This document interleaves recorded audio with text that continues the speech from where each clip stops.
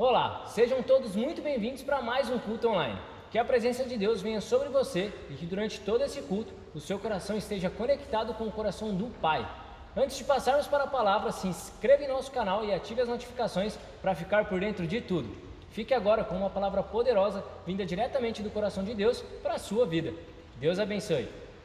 Quero convidar você rapidamente a abrir a sua Bíblia no profeta Jeremias, capítulo 29. O livro do profeta Jeremias, capítulo 29.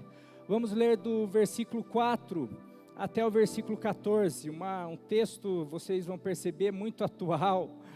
E eu compartilhei desse texto um tempo atrás com a liderança, onde fizemos uma reunião online aí, eu pude partilhar um pouquinho, alguma coisa desse texto. Daí, depois de um tempo, vi o pastor Danilo Figueira compartilhar uma mensagem nesse texto também, e só aumentou o desejo no meu coração, e o Espírito continuou falando, e eu creio que hoje é o que Deus tem para trabalhar com você aí, para uma palavra do céu para o teu coração, em nome de Jesus, amém? Vamos ler Jeremias capítulo 29, versículo 4 ao 14. Assim diz o Senhor dos Exércitos, o Deus de Israel, a todos os exilados que deportei de Jerusalém para a Babilônia: construam casas e habitem nelas, plantem jardins e comam de seus frutos. Casem-se e tenham filhos e filhas, escolham mulheres para casar-se com seus filhos e deem as suas filhas em casamento, para que também tenham filhos e filhas. Multipliquem-se e não diminuam. Busquem a prosperidade da cidade para a qual eu os deportei e orem ao Senhor em favor dela, porque a prosperidade de vocês depende da prosperidade dela. Porque assim diz o Senhor dos Exércitos, o Deus de Israel: não deixem que os profetas e adivinhos que há no meio de vocês os enganem. Não deem atenção aos sonhos que vocês os encorajam a terem. Eles estão profetizando mentiras em meu nome. Eu não os enviei, declara o Senhor. Assim diz o Senhor: quando se completarem os 70 anos da Babilônia, eu cumprirei a minha promessa em favor de vocês, de trazê-los de volta para este lugar. Porque sou eu que conheço os planos que tenho para vocês, diz o Senhor, planos de fazê-los prosperar e não de lhes causar dano, planos de dar-lhes esperança e um futuro. Então vocês clamarão a mim, virão orar a mim e eu os ouvirei. Vocês me procurarão e me acharão quando me procurarem de todo o coração. E eu me deixarei ser encontrado por vocês, declara o Senhor. Eu os trarei de volta do cativeiro, eu os reunirei de todas as nações e de todos os lugares para onde eu os dispersei, e os trarei de volta para o lugar de onde os deportei, diz o Senhor. Meu querido, eu quero orar com você. Esse texto é muito conhecido, aquele versículo que fala: pois eu sei os planos que tenho a vosso respeito, planos de paz, planos de dar um futuro. Mas o contexto dele tem tudo a ver com aquilo que nós temos vivido, e a gente vai perceber isso daí, e eu quero pegar todo esse contexto e tirar algumas lições. Mas antes eu quero orar. Se eu fosse colocar um tema, e coloquei um tema nessa mensagem, seria o propósito de Deus para esse tempo. O propósito de Deus para esse tempo. Esses dias eu preguei e falei que em todos os tempos Deus tem um propósito. Então, não só nesse tempo. Qual tempo? Esse tempo de dificuldade, de coronavírus. Mas eu não sei se você está passando situações mais complicadas, se você está passando luto, se você perdeu um ente querido, se você está passando dificuldade financeira, se você se separou, se você está passando por situações de depressão, de de enfermidades, mas eu quero dizer que em todas as situações, eu quero dizer para você que esse tempo que você está passando, Deus tem um propósito, e que essa palavra possa tocar no teu coração, e você possa perceber que o Senhor te ama, e que Ele está no controle, e Ele quer te abençoar nesse tempo, mesmo que seja um tempo de dificuldade. Eu quero orar com você, pela tua família, pela tua casa.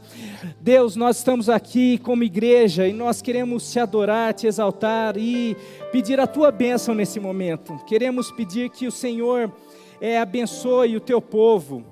Deus, o Senhor conhece a situação de cada um, o Senhor sabe como cada um tem enfrentado essa pandemia, o Senhor sabe aqueles que estão com medo, aqueles que já perderam talvez o trabalho, aqueles que já estão começando a enfrentar a dificuldade financeira, as limitações, os empresários, os pequenos, ó Deus, empresários, aquelas pessoas profissionais liberais, quantas dificuldades talvez esse tempo tem proporcionado, o povo, a tua igreja que já tem sentido tanta falta do culto, de se reunir quanto igreja, como igreja, nessa grande comunidade, de ver os irmãos, quantas situações nós temos vivido, e o Senhor sabe como cada um tem reagido, como cada um tem, ó Deus, enfrentado, como cada um, se alguns estão desanimados, se alguns estão pensando em desistir, se alguns estão enfrentando, ó Deus, lutas maiores, e eu quero pedir que o Senhor esteja tocando agora, cada casa, cada pessoa, cada família. O Senhor é um Deus onisciente, onipresente, onipotente, o Senhor está aí, o Senhor conhece a situação individual de cada pessoa, então que o Senhor visite até mesmo numa casa, às vezes o filho está passando uma situação, o pai está passando uma outra situação, a mãe está passando uma outra situação, e até às vezes na casa, um não sabe do outro, mas eu quero dizer que o Senhor sabe, e toque em cada um, individualmente, usa essa palavra, como o Senhor usou essa palavra lá no passado, para tocar esse povo, que se encontrava num exílio, numa situação difícil, usa essa palavra para tocar o teu povo, em nome de Jesus, amém, amém. Meu querido, como eu falei, o texto é uma carta que o profeta Jeremias, ele escreveu.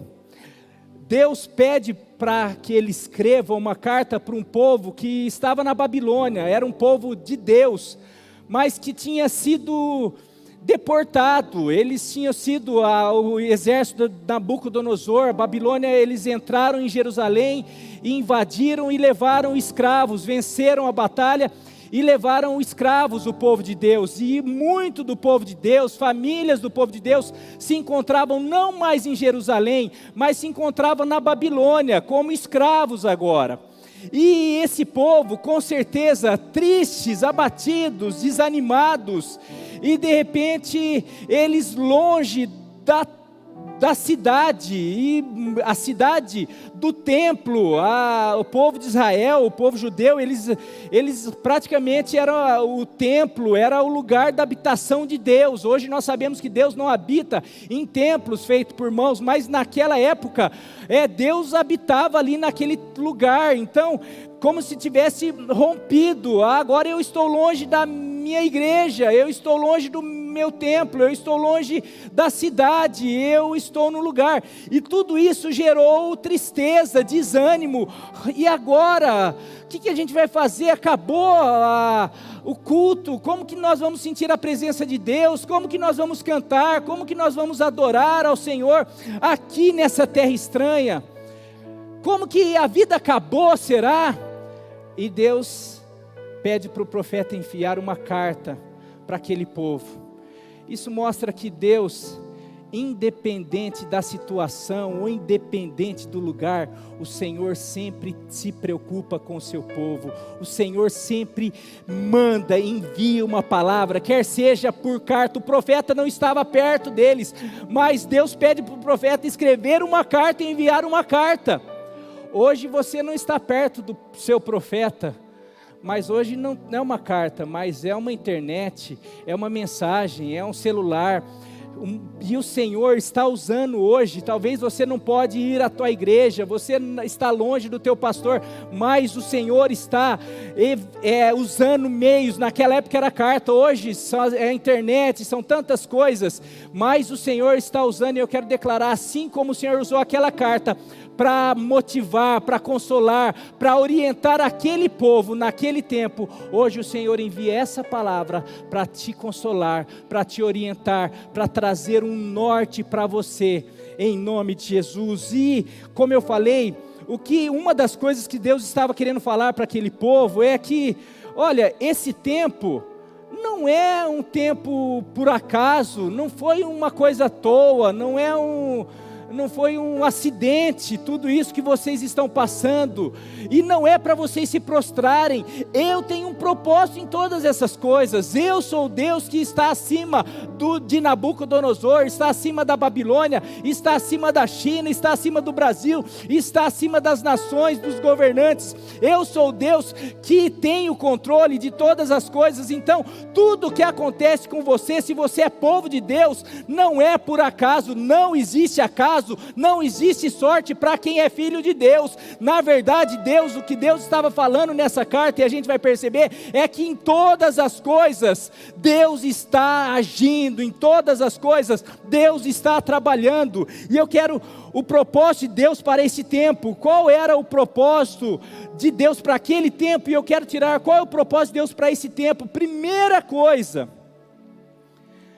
lição, ou primeira coisa que eu creio que um dos propósitos para esse tempo, qual é o nosso tempo hoje? Nós não estamos exilados, mas nós estamos limitados. Como eu falei, aquele povo estava longe da sua igreja, da sua cidade. Eles estavam em famílias, eles tinham, na sua maioria, estavam em casas. Não era, eles poderiam cantar, eles poderiam orar a Deus em família, mas eles tinham limitações. E eu quero dizer que hoje nós temos limitações. Nós praticamente estamos exilados nas nossas casas, nós estamos limitados. Alguns não podem sair, lógico que a gente pode ir no mercado, mas a gente não pode ir na igreja, algumas pessoas não estão podendo ir trabalhar, outros comerciantes não estão podendo abrir o seu comércio.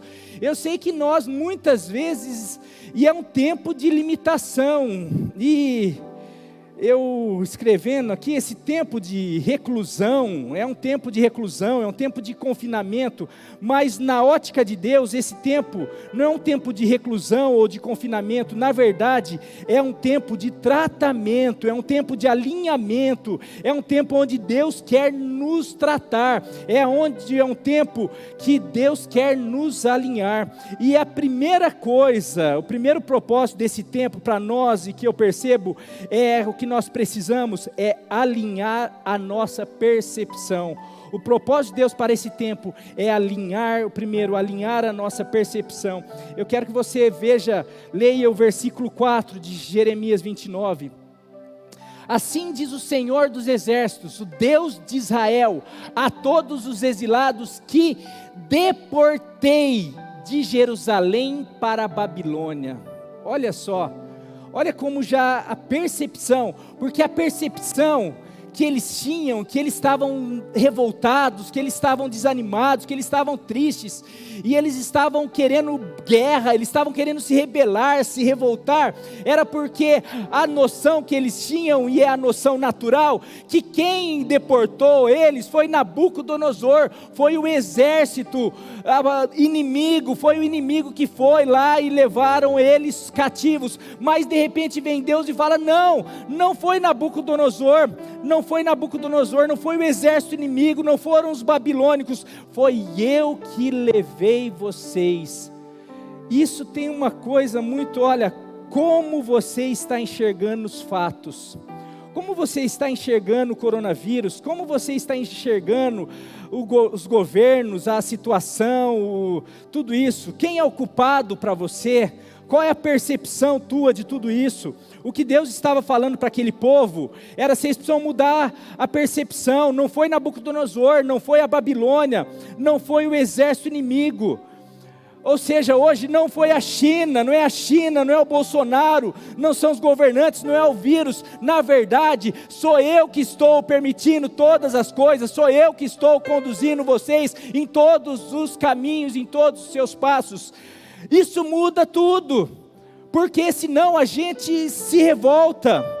Na verdade, o Senhor usou as circunstâncias, aquele tempo, o período do exílio, para fazê-los parar e perceber onde as escolhas deles tinham levados, aonde o distanciamento, aquele povo tinha se distanciado de Deus, eles tinham servido, eles estavam começando a servir outros deuses, eles tinham se distanciado. Então Deus permite uma situação delicada, para que eles num outro lugar pudessem, nossa, será? E às vezes, e eu creio que é isso que Deus está fazendo nesse tempo, um tempo onde ninguém para mais, a igreja não para, sempre tudo atividade, e a gente trabalha, só pensa em trabalho, em dinheiro, em tantas coisas, e coisas essenciais, fundamentais, estão ficando para trás, enquanto a gente só se preocupa com o urgente. Daí vem Deus e permite sim um exército inimigo, permite situações difíceis, permite coisas delicadas, mas na verdade é Deus, a percepção que precisa, a nossa percepção precisa ir além do vírus, a nossa percepção como filhos de Deus precisa ir além do inimigo. A palavra de Deus fala que a nossa luta não é contra a carne, contra o sangue, não é contra os seres humanos, a nossa luta na verdade vai além de tudo isso. A nossa percepção como filhos é de que Deus está por trás de todas as coisas. É tempo de alinhar a nossa percepção, a percepção de Deus, e ver além da circunstância. Tudo que acontece na história tem a permissão e um propósito de Deus. Eu quero dizer que essa pandemia tem a permissão de Deus. É mal, as mortes têm a permissão de Deus. Não estou falando que Deus está matando, não estou falando que Deus quer o mal. Eu estou falando que se tem, Deus está permitindo, e para um propósito, e um propósito para o bem. Eu quero dar um exemplo para você. Você lembra de Jó? Jó, e quando eu falo que todas as coisas têm a permissão de Deus, quem destruiu a vida de Jó foi Deus? Não, foi Satanás. Mas você lembra que existe um diálogo entre Satanás, entre Lúcifer e Deus? E, olha meu servo Jó, Deus começa mas Lúcifer fala, mas você tem abençoado ele tem cercado, ele só é fiel assim, porque o Senhor tem feito tudo. Deixa as coisas começarem a acontecer de uma coisa ruim com ele. Deus fala, eu permito isso, eu permito aquilo, só não toca na vida. E daí fala que o inimigo vai e começa a afligir Jó. Martim Lutero fala que Satanás é um pitbull na coleira de Deus. Satanás, o homem, não pode fazer nada que Deus não permita. Deus, ele é o regente da história, ele é o governador. Ele permitiu que Jó perdesse os filhos. Ele permitiu que Jó ele perdeu tudo que ele tinha. Deus permitiu que Jó perdesse a saúde. Deus permitiu que Jó passasse um período de tristeza, de luta, de tribulação, de dificuldade. Mas chega no final do livro, Jó fala assim: Senhor, eu sei que tudo, o Senhor pode todas as coisas, e nenhum dos teus planos, dos teus projetos podem ser frustrados.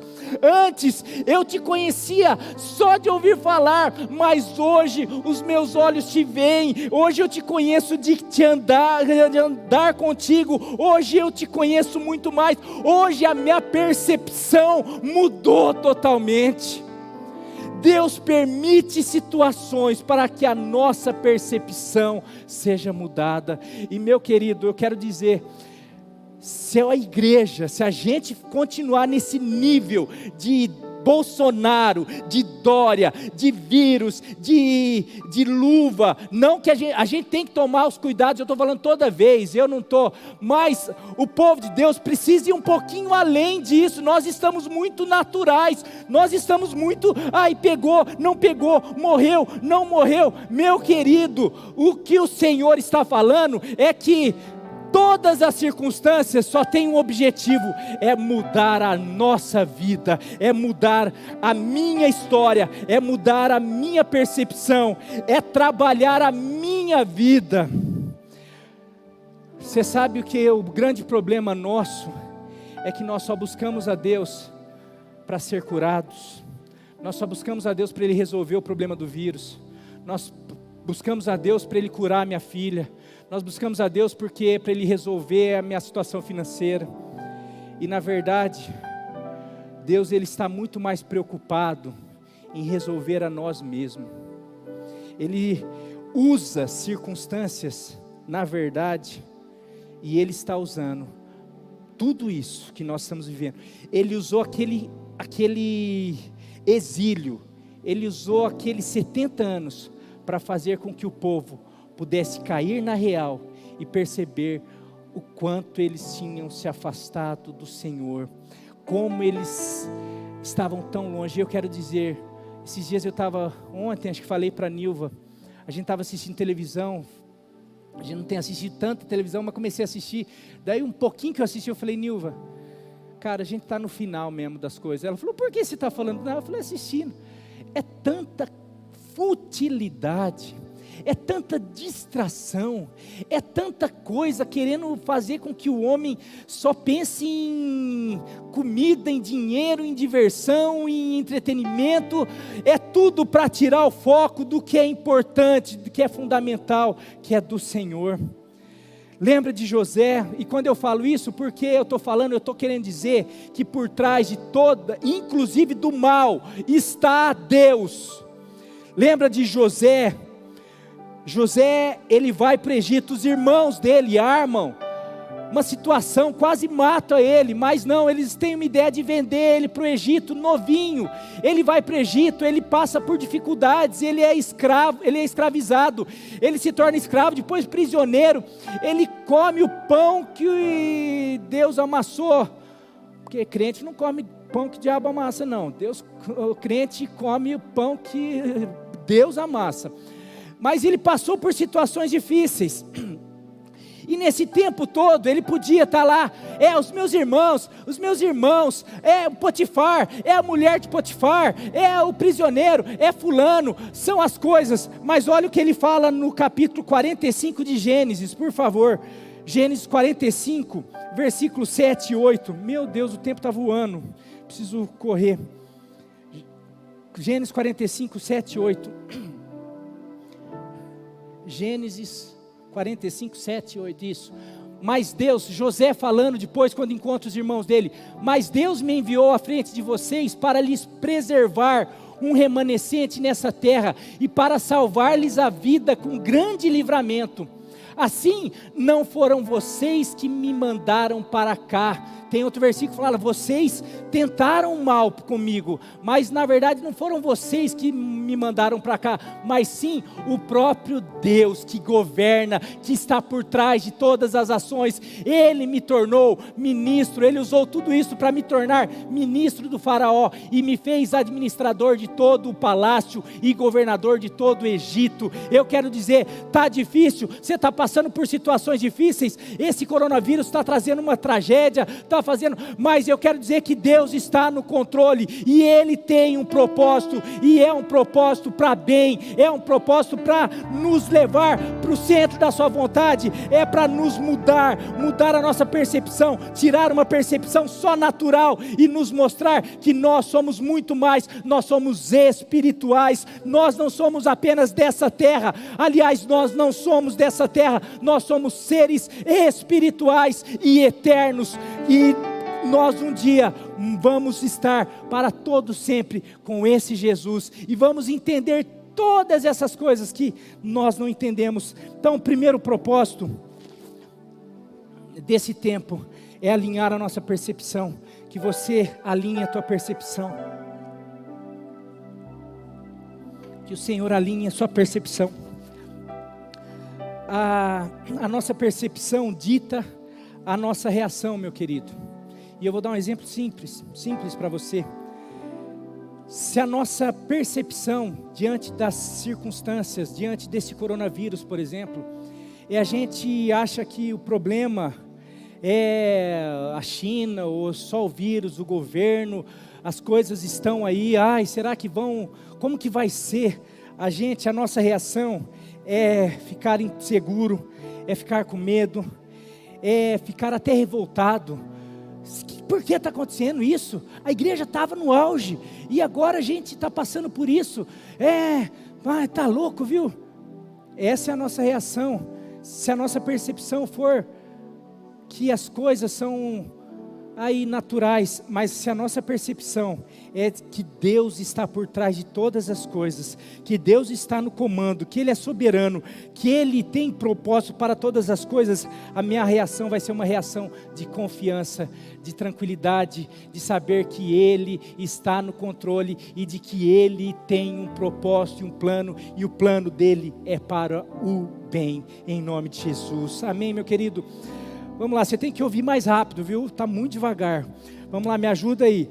Segundo propósito que eu percebo de Deus é estimular a nossa ação. Versículos 5 a 7. Diz assim: construam casas e habitem nelas, plantem jardins e comam de seus frutos. 6. Casem-se e tenham filhos e filhas, escolham mulheres para casar-se com seus filhos, deem as suas filhas em casamento para que também tenham filhos e filhas, multipliquem-se e não diminuam.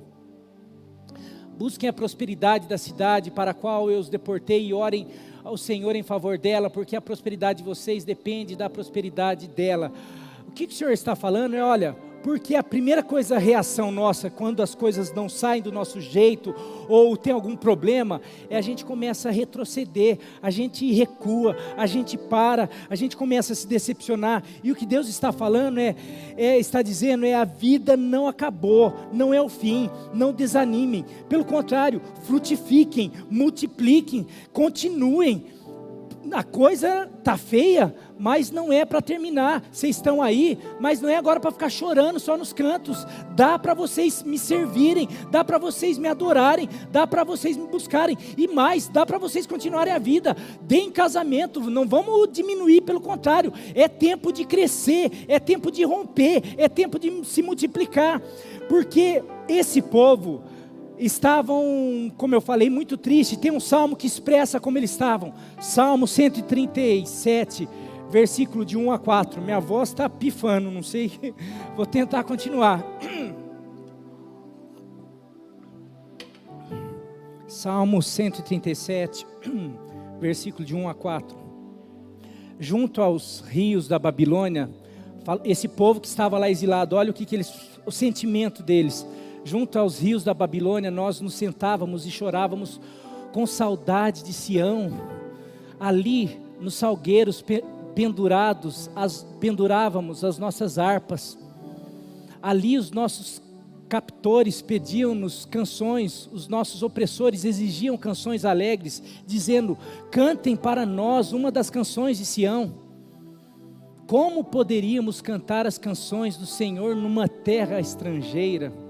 Era a sensação deles, por isso que o Senhor está falando, não, como? Cantem, vocês não estão no lugar, vocês não estão na igreja, mas vocês podem cantar, vocês não estão podendo fazer um culto, vocês não estão podendo se reunir na igreja, mas aí na casa de vocês cantem, orem, busquem a Deus. Não é possível se reunir como um todo, mas faça o seu melhor na sua casa, ligue a televisão, ligue o celular, cante junto, entre em espírito, comece a fazer o seu melhor, e muito mais, não só nessa parte espiritual, mas também em tudo. Eu sei que tem gente que está num tempo de escassez, dificuldade, às vezes perdeu o trabalho, às vezes não está podendo ir no seu trabalho, mas é tempo de crescer, é tempo de desenvolver. A crise também é uma oportunidade. Os japoneses, se eu não me engano, a palavra crise, eles interpretam como oportunidade, e eu quero dizer que é tempo da gente crescer, É tempo da gente aprender a mexer na internet.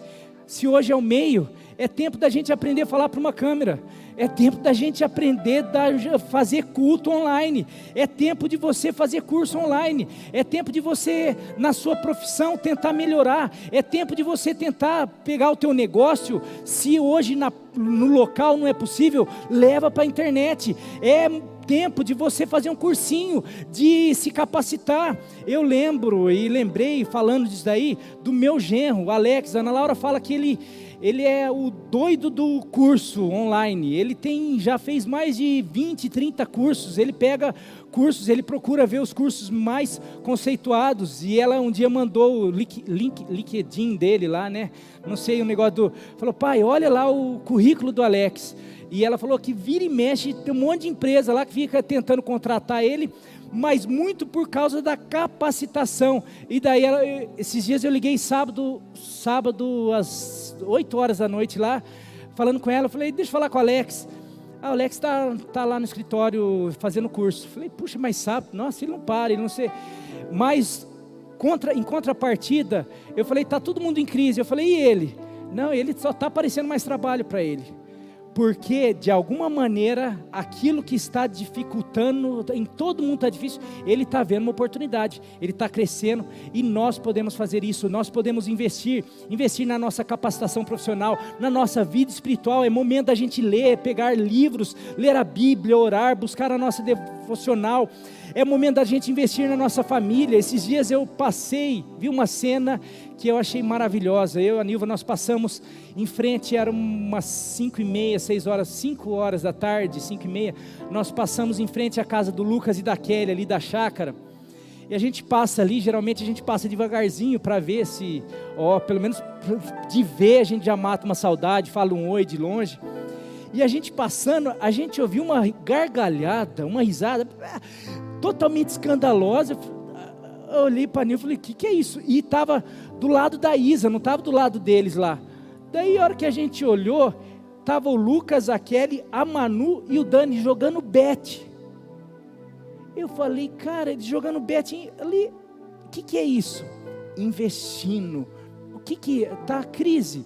Mas eles estão investindo na família, eles estão fazendo da crise, o que eles podem fazer? Eles podem investir e crescer na família. Então nós precisamos, e o que o Senhor está falando ali para aquele povo, está falando para nós hoje, Ele está nos estimulando a agirmos, a não pararmos, a agir.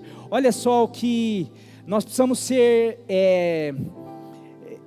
inspirados pelos apóstolos que passavam por dificuldades, mas eles não paravam.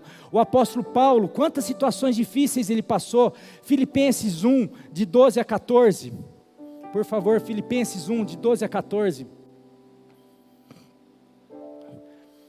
Filipenses 1, de 12 a 14, Paulo falando, quero que saibam, irmãos, que aquilo que me aconteceu tem antes servido para o progresso do evangelho. O que ele está falando sobre as prisões dele, como resultado, tornou-se evidente a toda a guarda do palácio e a todos os demais que estou na prisão por causa de Cristo.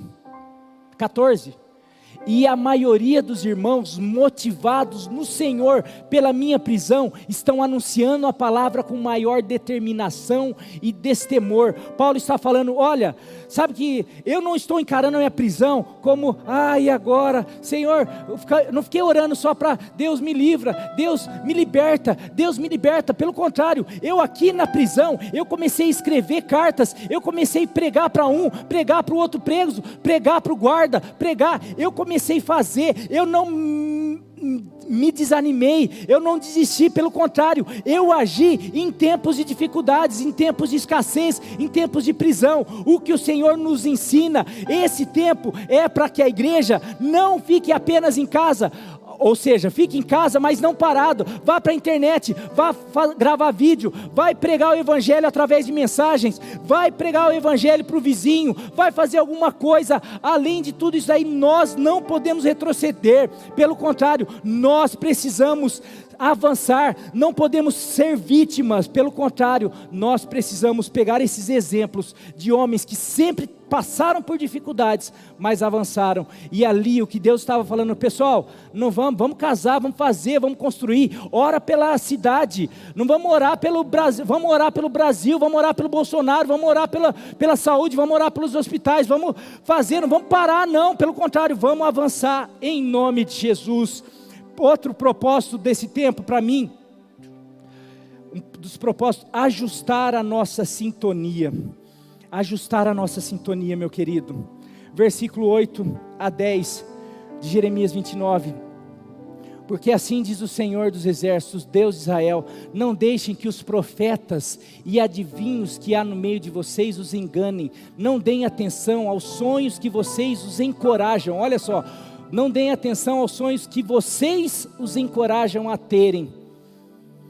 Eles estão profetizando mentiras em meu nome, eu não os enviei, declara o Senhor.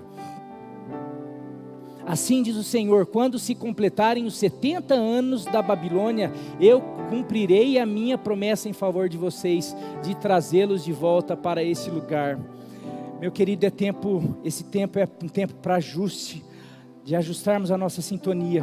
O que Deus está dizendo é: cuidado com quem você ouve, cuidado com quem você segue, cuidado com em que você acredita. E hoje, meu querido, na mesma maneira como hoje é uma ferramenta e nós precisamos dessa internet, hoje, graças a Deus, tudo tem chegado a você e nós temos esse acesso, mas isso virou uma brincadeira, uma patifaria, porque todo mundo fala, tem 1000 verdades, todo mundo é profeta do Senhor, todo mundo é pastor, todo mundo é pregador, todo mundo é filósofo, todo mundo sabe da verdade, todo mundo tem a verdade, cada um. E a gente, por não conhecer a verdade, que é a palavra de Deus, muitas vezes nós estamos, e principalmente por querer ouvir algumas coisas. Esse texto, o que está acontecendo ali, o contexto, é que o povo tinha sido escravizado, estava ali deportado, e Jeremias estava falando: isso aconteceu por causa de erro de vocês, isso aconteceu e o Senhor trouxe vocês para trabalhar em vocês, só que o povo não queria ouvir isso. E daí tinha outros profetas, eu até marquei nome de 2 aqui, se você quiser estudar Jeremias, cadê? Semaías e Ananias, eles estavam falando o seguinte: não, olha, Deus vai nos libertar, daqui 2 anos, a gente já vai voltar, o Senhor vai restaurar, vai dar vitória, vamos enfrentar a Babilônia, Ele vai nos dar vitória. São aqueles profetas que falam só sobre prosperidade, sobre conquista, sobre vitória, sobre restauração. E Jeremias estava falando: não, gente, não é assim, não é tão simples assim. Isso faz parte de um tratamento, é necessário arrependimento, é necessário conserto, é necessário ajuste. Deus está fazendo. Não, Senhor é o Deus. Você não tem fé, Jeremias? Você não tem fé? Deus vai nos restaurar. Larga a mão de ser incrédulo. Os profetas e aquele povo estavam acreditando. Por quê? É o que a gente quer acreditar. É mais fácil a gente, não, Deus vai curar. Não, às vezes isso é um tratamento de Deus. Não gosto de tratamento. O que eu preciso? Você precisa se arrepender, você precisa se consertar. Isso não é Deus não. Daí vem outro: não, Deus vai te curar, porque Deus... Meu querido, eu quero falar que hoje muitos profetas como Semaías e Ananias, a internet está assim, e o incrível, são os que têm maiores seguidores. Eu fico muito preocupado com, você pega lá, tem muita gente boa que tem muitos seguidores, mas a impressão que eu tenho, quanto mais seguidores, mais ele fala o que o povo gosta. Profetas que falam só sobre amor, sobre você é o chuchuzinho de Jesus, você é a tchutchuquinha de Cristo, e você é fofurinha, bilu, esse é o profeta. Não, Deus te ama, é o amor, é a graça. Você pode, a religião condena, fala sobre juízo, sobre arrependimento. Não tem que arrepender, não tem que consertar, não tem que... Meu querido, cuidado, com quem profetas que não falam sobre arrependimento, que não falam sobre juízo, que não falam sobre santidade, cai fora. Para de seguir, porque eles estão só anestesiando o teu caminho para o inferno. Eles só estão anestesiando o ego da tua carne, para você continuar falando, eu posso, então eu posso. Hoje o ser humano não gosta, a palavra arrependimento é uma repulsa. Esses dias eu vi o Romário, eu já vi várias pessoas, é batata você vê alguma pergunta, uma entrevista com um jogador, com um ator, com uma atriz, qualquer pessoa famosa, pergunta, você tem algum arrependimento? Não, arrependimento não, como se fosse, arrependimento é a palavra, não, porque se eu falar que eu arrependi, eu estou, não, arrependimento. Desses dias eu vi o Romário, passou uma cena dele dando soco no Andrei, há muito tempo atrás, era um jogador, inclusive cristão, e o Andrei não revidou, e o Andrei dava 2 do Romário, era um zagueiro, e ele dá um soco no Andrei, o Andrei não revidou, e o Romário saiu, e daí passou essa cena, e falando, das brigas do Romário, o Romário falando, não me arrependo de nada, da hora que passou essa, ele falou assim, essa não é que eu me arrependo, mas essa eu não podia ter feito aquilo, mas não me arrependo, mas não podia ter feito. O problema da palavra arrependimento, se alguém, pastores, profetas falam, a gente precisa se arrepender, não, você precisa se arrepender, não, então, você pega essa turma, é interessante, se fala sobre amor, mas não se fala sobre juízo. Tem um versículo da palavra de Deus, no Novo Testamento, falando sobre a graça, que a gente precisa considerar a bondade e a severidade de Deus.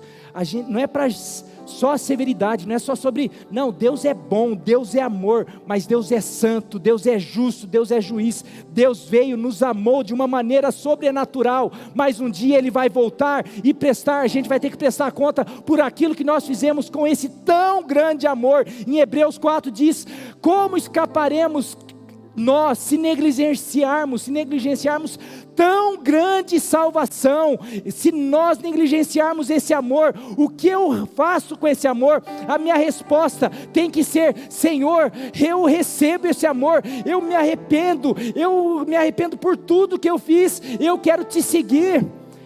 Esses profetas que falam só sobre, não é religião, é relacionamento, vai lá, lê João 14, 4, se eu não me engano, Jesus fala sobre relacionamento, Jesus fala, vocês são meus amigos se fizerem o que eu mando, ou seja, você é meu amigo, você se relaciona, você é íntimo meu, se você fizer o que eu mando. Tem muita gente falando que é íntimo, eu oro, eu falo, e aí cara, mas não fala nada que esse Jesus fala, e está incentivando todo mundo a chamar Jesus de cara, pode chamar, mas a questão não é isso. Eu peguei um pouquinho, esse ponto me pegou mesmo, porque está uma bagunça, é gente falando que Deus não é soberano. Eu vi um cara, desses motivacionais aí, não sei o que, Marçal, falando, eu até entendi o contexto dele, daí vai para o contexto, mas falando, você acha que Deus está no controle? Deus não está no controle, desse jeito, Deus não está no controle, Deus não está no controle, está amarrado cara, você está no controle. Aí o cara precisa ler a Bíblia, daí vai lá um monte de crente, que fica assim, nossa, é verdade, precisa ler a Bíblia, crente, você não lê a Bíblia, daí você segue esses caras e fica assim, que lindo, e sem falar, vou parar de citar nome, mas outros que falam aí, que você é o chuchuzinho de Jesus aí, pelo amor de Deus, vamos lá, 2 Pedro 2, 1 e 2, por favor, vou parar por aqui, senão estou me animando. 2 Pedro 1, 2 diz assim, graça e paz lhes sejam, 2 Pedro 2, 1 e 2, eu falei 2 Pedro 2, capítulo 2, isso, no passado surgiram falsos profetas no meio do povo, como também surgirão entre vocês falsos mestres. Esses introduzirão secretamente heresias destruidoras, chegando a negar o soberano, a soberania de que Deus controla, de que Deus está no controle. o soberano que os resgatou, trazendo sobre si mesmo repentina destruição. O 2, muitos seguirão os caminhos vergonhosos desses homens, e por causa deles será difamado o caminho da verdade. 2 Timóteo 4:3, olha só, meus queridos: pois virá o tempo em que não suportarão a sã doutrina, ou a doutrina saudável, ou a verdadeira doutrina. Pelo contrário, sentindo comichão nos ouvidos, sentindo coceiras nos ouvidos, segundo seus próprios desejos, escolherão mestres para si mesmo, levantarão. Esses dias eu vi uma pessoa, um pastor falando, depois de um escândalo, falando: eu não era pastor, as pessoas que começaram a me chamar de pastor, começaram a me seguir, começaram a me procurar, eu nem era pastor. E é isso que está acontecendo. Tem muita gente virando pastor porque começa a ter 15 mil seguidores, 20 mil, hora que vê, canta uma música, de repente é pastora, canta, e daí já começa a falar sobre graça, como que é graça, querendo ensinar a Bíblia. E o pior, uma multidão de crente fica apaixonado, segue, vamos escutar mensagem, segue pastores sérios, vai ouvir mensagem, em vez de ficar só...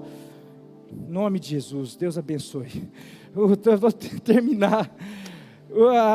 O propósito de Deus para esse tempo. 4, fortalecer a nossa fé. Como eu falei, versículo 11, por favor, pode tirar. Esse aí. Porque sou eu que conheço os planos que tenho para vocês, diz o Senhor, planos de fazê-los prosperar e não de lhes causar dano, planos de dar-lhes esperança e um futuro. É tempo de fortalecer a nossa confiança nos planos, nas promessas de Deus. O nosso Deus é um Deus de planos, é um Deus de projetos, é um Deus de propósitos. Ele nunca perde o controle, Ele não brinca, Ele não fica preso às circunstâncias, Ele está sempre preparando o depois para mim e para você. E eu quero dizer que o depois para mim e para você, o depois para o povo dele, é sempre um depois de paz, um depois de bênção, um depois de vitória, um depois de alegria, um depois de paz. Eu quero dizer que nada, circunstâncias, enfermidade, problema, exílio, nada impede os planos dele para mim e para a sua vida. Salmo 139:16 diz assim, Salmo 139:16 diz assim: os teus olhos viram o meu embrião, e todos os dias determinados para mim foram escritos no teu livro, antes de qualquer um deles existir, antes de qualquer um dos meus dias existir. Antes de acontecer tudo isso, Deus já tinha escrito todos os meus dias, todos os propósitos, tudo aquilo que Deus tinha para mim vão se cumprir. Os planos de Deus não são frustrados. Provérbios 19:21. Provérbios 19:21. Muitos são os planos no coração do homem. Os planos, os homens, eles fazem plano, nós fazemos planos. Mas o que prevalece é o propósito do Senhor. Isso sim, não adianta. Por isso que a gente vira e mexe, às vezes acontece da coisa errada, mas na verdade dá coisa errada para o homem, porque para Deus nunca dá errado, porque os planos dele não se frustram. E ele está falando isso para mim e para você. Eu quero dizer que esse tempo, ele tem um propósito. Você está passando por uma dificuldade, ele tem um propósito. Nós estamos passando por uma dificuldade, mas ele tem um propósito, ele tem uma aliança. E eu quero dizer que tudo que ele sonhou, que ele planejou para mim e para você, não é coronavírus, não é política, não é nada, não é exílio, não é inimigo, não é diabo, não é nada que pode impedir, porque o que ele determinou vai se cumprir na minha e na sua vida, em nome de Jesus. Aleluia, glória a Deus. Para terminar, o propósito de Deus para esse tempo é um propósito, é para reafirmar a nossa prioridade. É um tempo de reafirmar a nossa prioridade. É um tempo de reafirmar a prioridade do povo de Deus, do seu povo. Versículo 12 e 14. então vocês clamarão a mim, virão orar a mim, e eu os ouvirei. Vocês me procurarão e me acharão quando me procurarem de todo o coração. Eu me deixarei ser encontrado por vocês, declara o Senhor. Eu os trarei de volta do cativeiro. Eu os reunirei de todas as nações e de todos os lugares para onde eu os dispersei. Eu os trarei de volta para o lugar de onde os deportei, diz o Senhor. O que o Senhor está falando? Muito em breve, logo, logo, Ele vai nos ajuntar aqui de novo. Muito em breve nós estaremos juntos, nos abraçando, cantando, levantando a mão junto, adorando. Porém, antes disso, esse tempo é um tempo da gente reafirmar que a prioridade do povo dele não é igreja, não é lugar, não é som, não é nada. A prioridade do povo dele é buscá-lo, é orar, é buscar a face dele, é clamar, é adorá-lo. É a prioridade, é ele. A nossa prioridade deve ser Jesus, a nossa prioridade deve ser ele.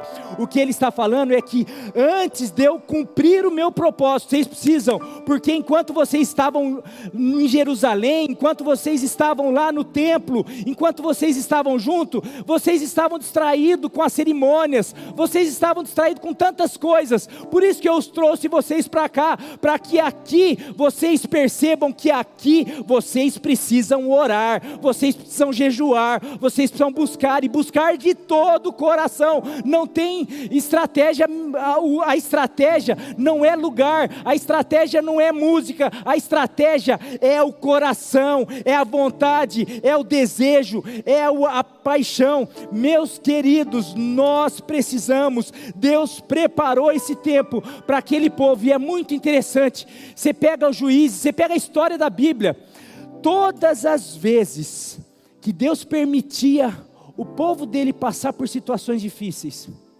sabe o que o povo fazia? Pega Juízes, pega o livro de Juízes, começava lá, e o povo voltava a fazer o que era mal aos olhos do Senhor, e o Senhor permitia os inimigos virem, e daí os inimigos ganhavam, começavam a afligir o povo de Deus, e daí fala, e o povo de Deus começava a clamar, começava a orar, começava a jejuar, e daí o Senhor levantava um juiz, levantava alguém que os livrava. Passava um tempo, aquele povo esquecia, relaxava, começava a sofrer tudo de novo. De repente Deus permitia inimigos, permitia aflição, daí aquele povo começava a orar, daí Deus mandava livramento. Essa é a tônica. Então, meu querido, por que Deus tem permitido esse tempo? Sabe como virá o livramento? Sabe como que Deus fala que nos ouvirá? Ele vai deixar ser encontrado se nós orarmos, se nós o buscarmos, se nós o buscarmos de todo o coração. Ele se deixará ser encontrado, e daí sim vai nos reunir novamente, vai nos reunir e vai ser aquela festa. Mas antes disso, Ele quer gerar em nós o senso de prioridade, que a prioridade do povo dele é orar, não é orar em grupo, não é orar na igreja, é orar em casa, é orar no carro, é orar na igreja, é orar em qualquer lugar. Mas eu creio, e aqui vai, meu querido, e aqui eu encerro, fecho. Nesse tempo, quantos de nós talvez ainda não descobrimos essa realidade? Quantos de nós talvez no começo começamos a orar e jejuamos, mas já começamos a relaxar? Meu querido, sabe quando o Senhor vai vir ao nosso socorro, virá ao nosso socorro? Quando o Senhor vai nos reunir? Quando nós o buscarmos, quando reafirmar e quando nós entendermos que a prioridade, isso daqui é uma consequência, tudo é uma consequência. A prioridade é Ele, é buscar a Ele. Então aqui na sua casa, a partir de hoje, se você, essa semana você fraquejou no buscar, no orar, no clamar, que nessa semana, começar de hoje pela madrugada, começar de amanhã, você possa separar dias, momentos, tempos, voltar a orar, mas não orar que Senhor abençoe esse dia, não, começa a clamar, começa a buscar de todo o coração, começa a gritar, começa a declarar: Senhor, perdão, me perdoe, porque eu tenho olhado para tantas coisas, porque eu tenho passado tempo na Netflix, porque eu tenho passado tempo na internet, eu tenho passado tempo em tantas coisas, eu tenho me distraído, tentado esfriar a minha cabeça, mas eu não tenho passado tempo clamando, Senhor, buscando, Senhor, realmente pedindo perdão, me arrependendo, me consertando, realmente percebendo. Tenho ficado mais preocupado, ouvindo mais sobre o coronavírus, do que ouvindo sobre a Tua palavra, sobre os Teus propósitos, sobre os Teus planos. Me perdoe que nessa semana, na próxima semana, até o Senhor nos reunir de volta, eu possa realmente Te buscar, clamar, juntamente com a minha família, com os meus queridos, com quem estiver na minha casa, que eu possa buscar, clamar o Senhor de todo o meu coração. Depois disso, e quando se completar o propósito dele, nós estaremos aqui novamente para adorá-lo e reconhecer que nesse tempo ele teve um propósito, e ele tem um propósito para a tua vida, independente do tempo que você tem vivido. Esse tempo é para você alinhar a sua percepção, é para você ser estimulado e começar a agir, é para você ajustar a tua sintonia, cuidado, começar a ouvir pessoas corretas, profetas certos, é para você fortalecer a tua fé, e é para você reafirmar e ter convicção da prioridade que é buscar ao Senhor, em nome de Jesus. Esse tempo de parada não é perdido. A cada 6 meses ou a cada 10.000 quilômetros, eu tenho que levar meu carro para revisão. Isso não é perda de tempo. Às vezes é incômodo, porque eu tenho que parar. Às vezes é desajeitado, porque por mim eu não pararia. Mas eu preciso parar. Mas isso não é desperdiçado, pelo contrário, isso é fundamental para a minha segurança. Essa revisão garante a segurança minha e da minha família. Esses ajustes, esses acertos. E eu tenho certeza que é isso o que Deus está fazendo com você nesse tempo. Não perca tempo, não ache que é bobeira, pelo contrário, é Deus fazendo uma revisão, te alinhando, te ajustando para a glória dEle, em nome de Jesus. Deus abençoe a sua vida, em nome de Jesus.